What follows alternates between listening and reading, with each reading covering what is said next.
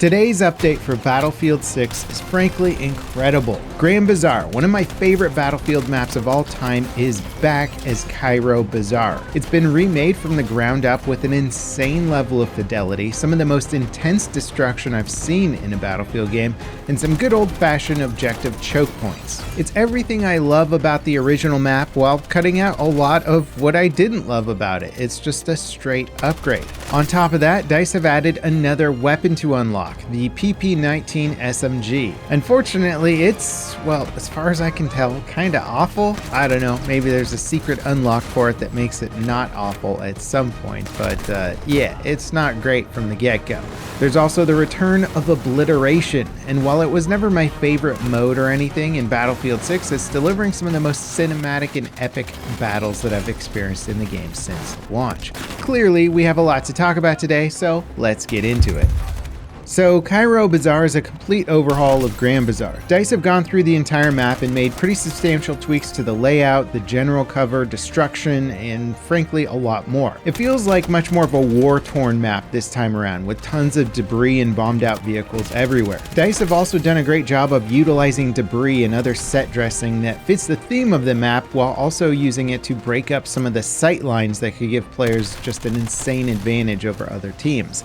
The C flag, as it was in the original, is an absolute cluster of non-stop action with grenade spam, an endless exchange of gunfire, and destruction raining chunks of buildings down in the alley. But unlike the original, a player sitting at one end of this alley wouldn't get a totally unobstructed view of the whole thing. There doesn't appear to be any obvious elevated positions to snipe from. The ground has been more elevated and piles of debris obscure people in the alley. But there's still some new spots that you're encouraged to snipe from, like this blown up APC on A point. And I'm sure as players learn the map and find some of the more cheeky spots that things will change for hopefully better, not for worse. But my first impressions is that Cairo Bazaar is just a straight upgrade in every conceivable way. There is one small gray spot, and I'm not even sure if I like it more or less than the original, and that's that there's a little bit less vehicle combat than the original. Both teams get an IFV and a Humvee style transport in this map, and well, that's it. I played around in an IFV, and it was actually interesting how all the additional cover on the perimeter of the map made getting around much slower and more methodical. The streets were virtually clear in Battlefield 3, which gave vehicles this incredible ability to ambush players that were caught unaware, and they could move around the map much quicker if they knew what they were doing. Now you're more or less crawling over destroyed vehicles and concrete barriers. Luckily, the same barriers that are slowing you down from rocketing around the map are also providing some decent cover from rockets, so the slower pace does even things out, and it makes vehicles feel a little bit less OP than they were in the original map. I gotta say, it would be nice to see a main battle tank or maybe even some additional transport vehicles just to make it feel a little more vehicle heavy. Part of me feels like some of the open space around A and E are a bit underutilized and vehicles might take more advantage of this. From the infantry perspective though, it can absolutely be nice having a bit more breathing room with less vehicles up in your business. Now, for everything that Cairo Bazaar gets right, well, the PP-19 seems to balance things out on the other side of the equation. Luckily, one bad weapon being added to the game doesn't make an update bad or anything like that. It just means that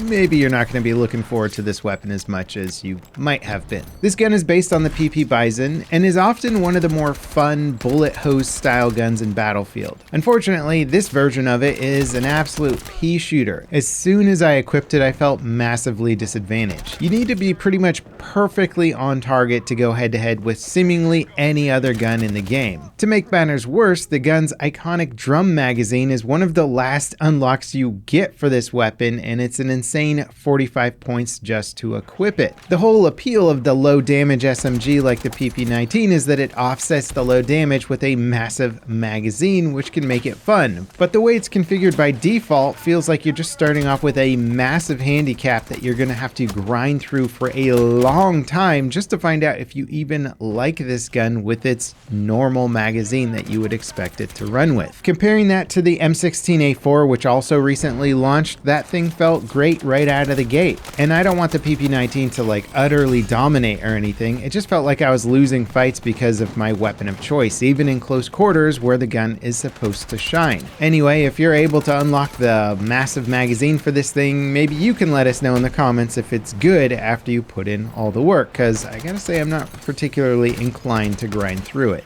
Now, as for the new game mode Obliteration, it's a non-stop thrill ride in the best ways. Each team fights over a neutral bomb that spawns at a random location.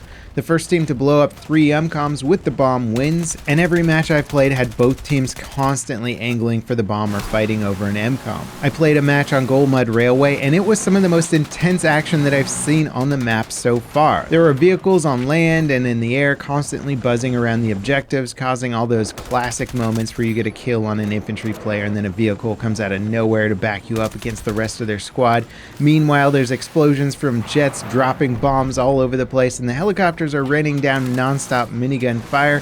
It's just epic looking, and it actually plays really well too. I don't know if this was just because it's a new game mode, but people seemed very keen on actually playing the objective here, so I wasn't constantly dying in random areas of the map to campers or people abusing powerful vehicle spots just to farm kills. Hopefully that objective-oriented gameplay sticks with this mode. Now, don't get me wrong, I think overall this update is epic, but there's some nagging issues with the Blastpoint update and Battlefield 6 in general that I really hope DICE does something about soon. Firstly, the deploy screen has a really annoying bug where every time you mouse over a deploy point, the whole screen shifts to a random spot, making it harder to click when you intend to spawn. It's certainly a minor grievance, but it does happen every time, and it's just sort of this weird quality of life annoyance that turns spawning into a bit of a minigame. The other issue is that Battlefield 6's main menu is still quite bloated and hard to navigate. When you have a new update to check out, plus a bunch of Battle Pass menus, plus limited time events going on, finding the matchmaking options that I actually wanted to use just is annoying and not as straightforward as I feel it could be. And some of the preset matchmaking options just seem kind of weird. There's a 24/7 Conquest on Cairo Bazaar option, and then one for Obliteration on all of the supported maps. Feels like Cairo could use a dedicated multi-mode map rotation or rotating between the 2 new maps or something just to break it up a little bit more than just 24/7 Cairo Bazaar Conquest, which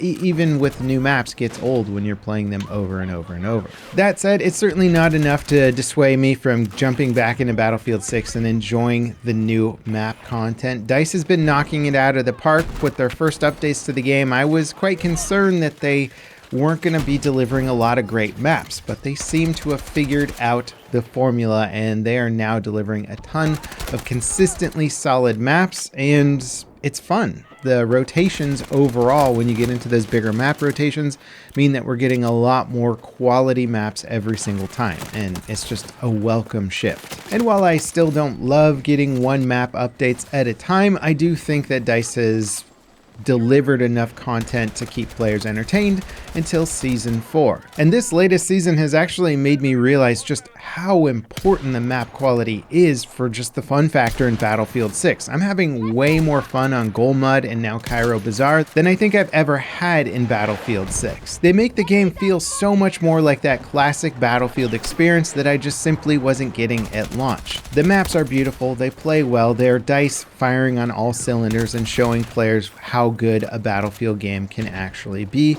BF6 is very much coming into its own. Season 3 has been an incredible update for the game so far, and hopefully Season 4 can continue that. Season 3 did have the benefit of remaking some maps where DICE was able to already look at the problem areas of older maps and fix them, where Season 4 we're getting a brand new map that's not a remake, so hopefully DICE can still deliver on all of the lessons and strategies they figured out along the way. Let me know in the comments what you think about the latest map and also the PP19. Am I missing something there, or does this gun actually suck? Up next, check out my latest devlog for Seabeams, a spaceship action RPG that I'm making in Unreal Engine 5. We recently got Hooded Horse to be the publisher for our game, and I am very excited about where it's going. I think you guys will enjoy the content. As always, thanks for watching, and I'll see you next time. This is Level Cap, signing off.